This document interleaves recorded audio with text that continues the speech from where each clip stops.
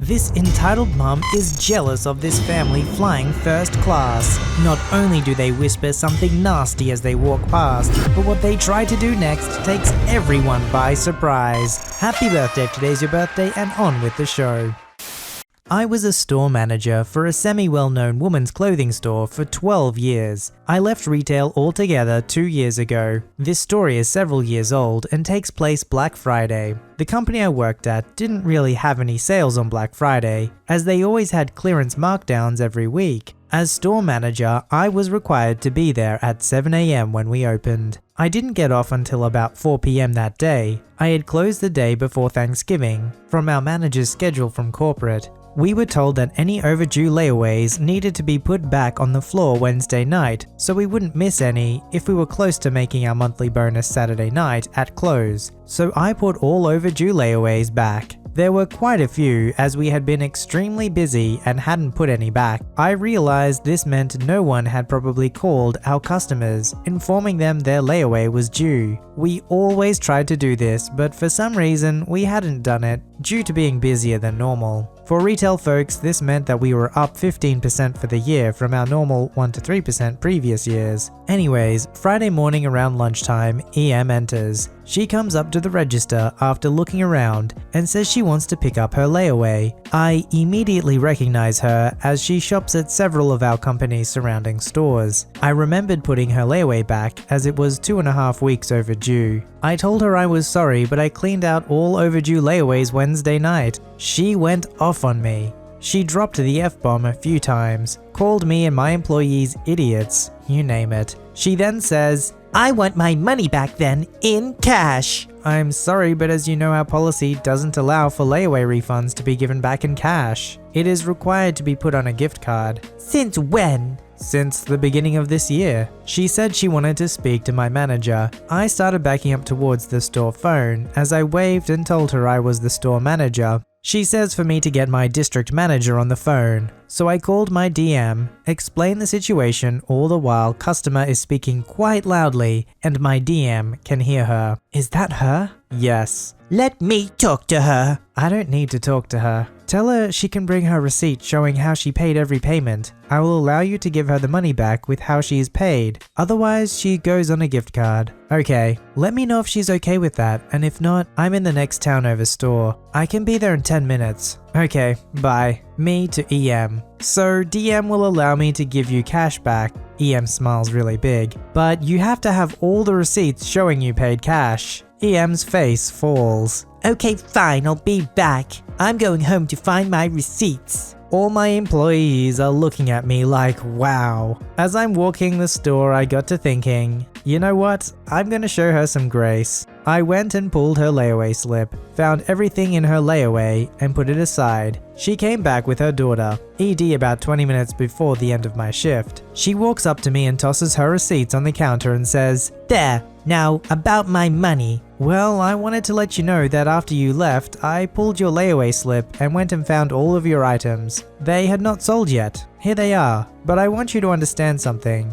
Yes, we could have called you to remind you, as I know you are a frequent shopper with our company. However, I want you to understand something. You see, all these people in my store right now, about 20 or 30 people, well, my entire year has been busier than normal for me and my staff. We've been doing the best we can. This is only going to get worse the closer to Christmas. I want you to know that I did not appreciate being spoken to like I wasn't worth anything. I am a human being and I have feelings. If you cannot respect me and my employees and the job we are trying to do, you can leave and not come back to my store. Same goes for your daughter. She's been rolling her eyes at me and huffing the whole time I spoke. I will not tolerate blatant disrespect for my customers when we are following our policy and doing our jobs. I did not have to go and pull your layaway items for you, but I did because I wanted you to have your items. But if you don't want them, my assistant will take them right now and put them back on the floor. Y'all, she was floored that I would say that to her. She was quiet for a moment and spoke with her daughter on what they wanted to keep or not. She turns back to me and says, "I'm sorry for how I acted. You are right. I behaved badly, and for that, I apologize." I'll take everything in the layaway and we can just use the refund towards the final total. I want you to know though that it will be a while before I can come back in here though. I told her I understood and that I hope we can have a good employee-customer relationship next time we meet.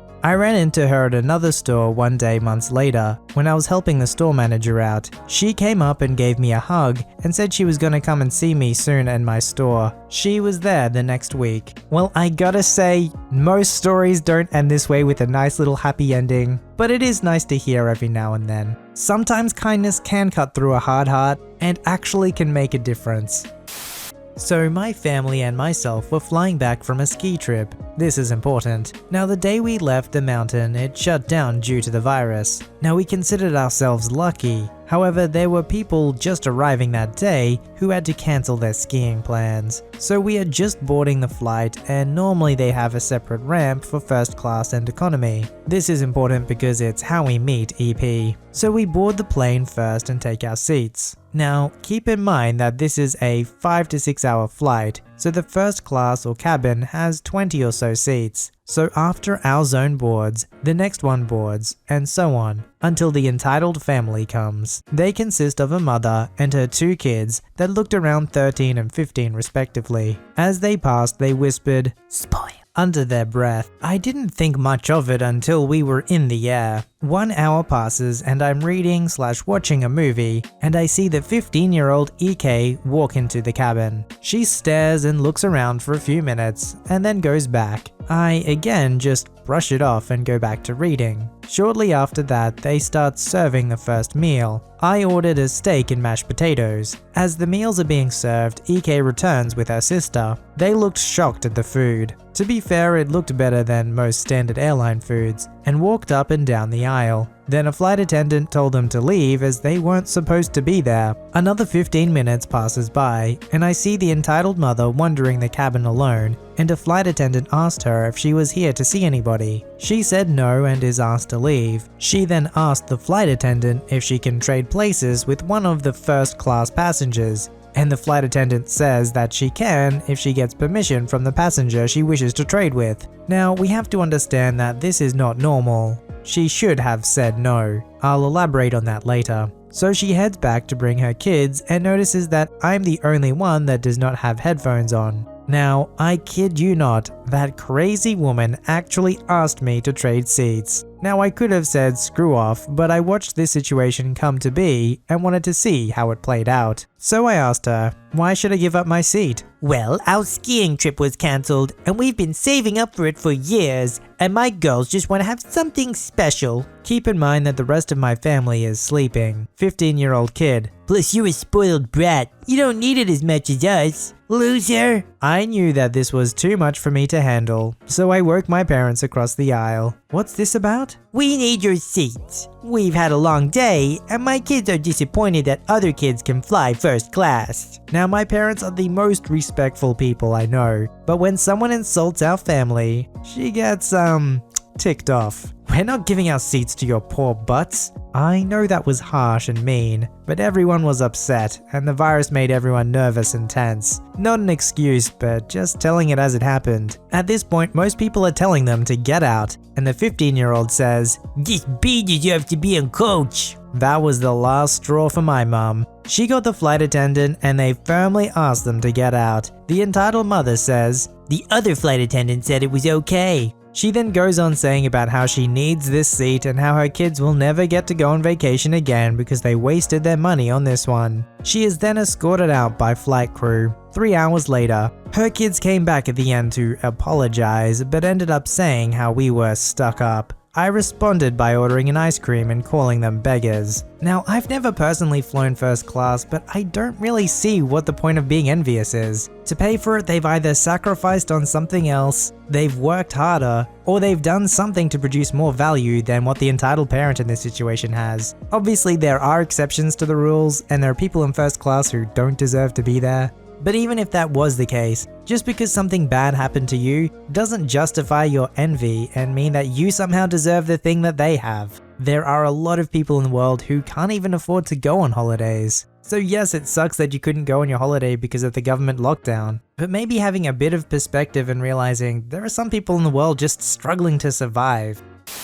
So for some background, the car wasn't mine, it was my brother-in-law's. He is suing her for about 60 grand for the damages. I don't know the exact car model, but it's a muscle car and it's manual. The characters are me, BIL, brother-in-law, Sis, Karen, Mum, P1 and 2. So it all started when I decided I wanted to start learning stick. Since my brother-in-law is the only person I know with a manual car, I had him come over and teach me. When the car starts up, it does make a rather loud rev. We made sure to do it in the afternoon as to not wake people up and try to be considerate. Anyways, it was about the 3rd or 4th day of him teaching me when she first appeared. Nice car. Bit too loud for my taste, but it's still nice. Oh, thanks. Mind trying to keep it down a bit? My baby doesn't really seem to like it that much. Yeah, sure. We've been driving in the day so it doesn't wake people up. I didn't know anyone around here had a baby, so I'm sorry about that. It's not a problem. Just be quieter, okay? With that condescending tone and smile on her face, she walked off, which kinda made me mad because I just thought it was a friendly chat. It wouldn't be the first time people have talked to me about Bill's car, thinking it's mine. I've grown to accept that people will think whatever, so I play along and just tell Bill about it later. 2 days go by with no sign of her. I wake up, get ready and wait for Bill to come over so we can start my lesson. I walk outside and lo and behold, she was there. I thought I told you to keep it down. Sorry, I can't control it. It's just how the car starts, and we're not going to leave it running while we're not in it. That's a waste of gas. I don't care. Stop being so loud. With that, she was gone. It always annoys me when people complain about cars being loud. A car is a motor vehicle with a combustion engine in it. Of course it's going to make noise. Bill got to my place and off we went. We came back to my house to eat lunch. About 2 or so hours later,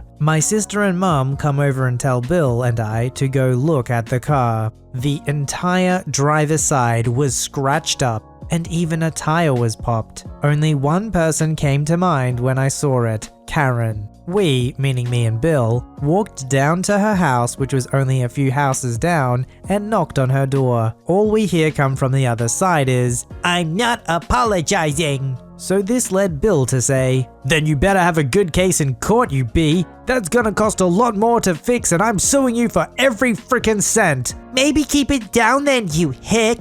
Maybe don't go keying cars and popping tires and you won't get sued, you bimbo. This went on for about 20 minutes. We head back, call the police, and get everything ready for what was about to come. As soon as they got there, we started to explain what had happened, how I was learning stick, how the car was, showed them the damages, told them what the Karen said, etc. We were making sure our side was accurate, so we made sure our timeline was correct. After a while, we walked around with the police to her house, and it went down as well as you expect. "Excuse me, ma'am, can you come out here for a minute? This is the police, wanting to speak to you about the car." I'm not apologizing. I told them to keep it down and they didn't. They deserve it. Ma'am, what you did was against the law and they're pressing charges. You have 5 minutes to get out here or we'll get a warrant for your arrest and come back. Nice try, but I'm not stupid. I know my rights and you're not allowed to enter my home without my consent or a search warrant. That's only partially true. We can't search your home without a warrant. However, if we have a warrant for your arrest, we can legally enter your home and place you into custody. She was stubborn. Again, they went back and forth for a bit. After the allotted time set, we went back to my house. The cops left to get a warrant, and we waited. Currently, the lawsuit is in order, and the trial is in a few days. She is in police custody. I have never found it easier to drive a stick shift, knowing I won't have to deal with her condescending ways and tones. It's almost like she was so proud of what she had done. She's like, "I'm not apologizing." Okay, so you admit that you damaged their property. You just don't think you should take any responsibility for it? My assumption is that she would just lie about it, like, "I don't know what you're talking about," and just kind of play it off. But she's like, no, it was me. I just don't care. You deserved it. And if you're worried about your baby waking up, well, I'm pretty sure police sirens coming to arrest you are going to do that.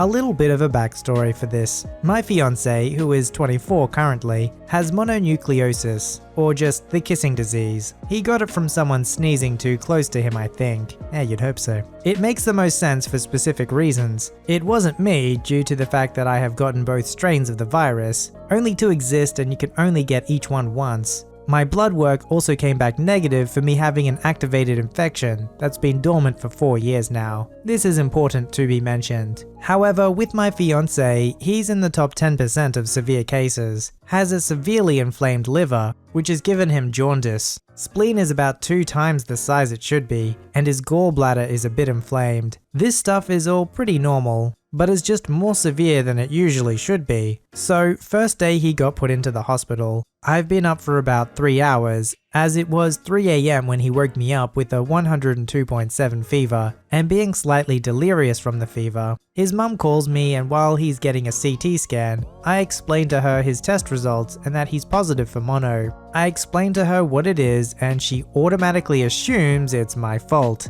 I explain to her with basic science that this had nothing to do with me. She threatens me, saying if anything bad happens to him, me and her are gonna have serious issues because it's your fault he's in the hospital. This happened to set off my severe PTSD, and I ended up in the hospital too, due to a severe panic attack and complex migraine caused by what she was saying to me. Due to the virus, however, in the hospital, you're only able to have 1 visitor a day if you've been admitted and such. My fiance asked and basically pleaded for me to be there the next day at the hospital because he has a tremendous fear of the hospital and his anxiety was elevated severely. I help him a lot in dealing with anxiety, as I'm like his comfort human to him, which always makes me laugh whenever he says that. His mum, however, does the opposite. She gets angry at the nurses for not doing enough, even though they're doing the best they can, and this shoots his anxiety up to high heaven. He explained to her that he wanted me there instead, as I'm able to move around more than she can, because she has a broken knee as well.